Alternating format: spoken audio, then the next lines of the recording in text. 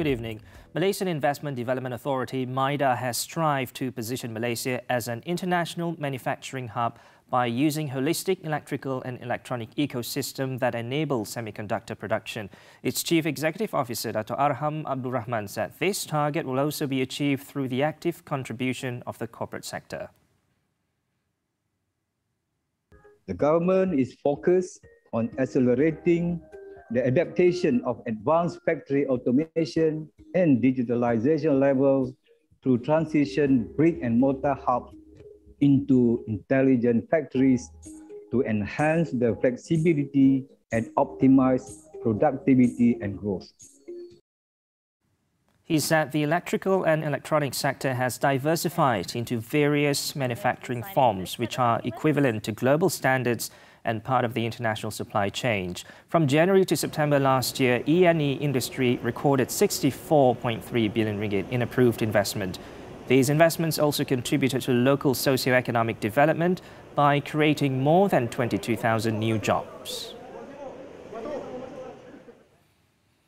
Hong Leong Investment Bank Research has maintained overweight on the utility sector given the earnings and dividend sustainability amid market uncertainty plagued by the COVID-19 pandemic. It said demand for utilities such as electricity and gas is expected to continue its recovery trend into 2022.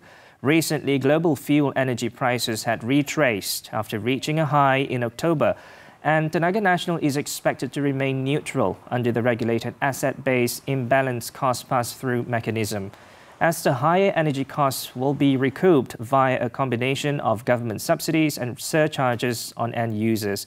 It also said Petronas and YTL Power International are not directly affected by fuel energy prices. The firm believes that utility companies are committed to improving their green energy portfolios in line with the nation's policy to achieve carbon neutrality by 2050.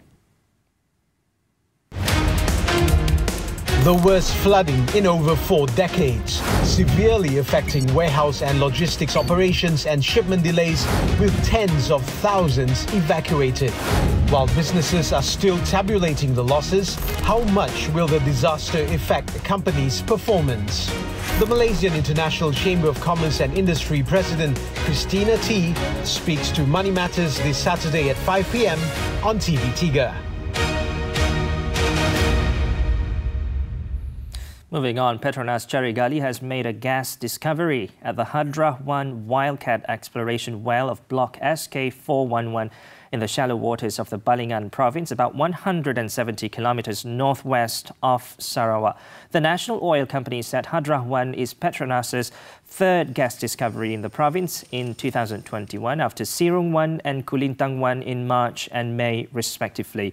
Petronas said the Hadra-1 well was successfully drilled to a total depth of 1,850 meters in November last year, and gas was encountered within an approximately 200-meter thick sequence of high-quality sandstone and carbonate reservoirs. And lastly, ASEAN currencies, including the ringgit, are expected to perform well this year after a downward trend against the US dollar in 2021. Credit Suisse, in its ASEAN Market Strategy Outlook, said although stronger growth could pressure import bills, current accounts should remain strong for most ASEAN markets. Malaysia ranks second in its aggregate Asia-Pacific scorecard and first on valuations. Relative to the recent history, ringgit has underperformed the rise in oil prices. On the negative side, Malaysia lacks the structural potential to Indonesia and Philippines, and the politics remain complex. On GDP, it said the ASEAN 4, Thailand, Philippines, Indonesia and Malaysia are the only economies in Asia expected to see growth this year. That's all for Bizworld today. I'm Muhammed. Ahmad Hamdan. Keep tuning in to TV3.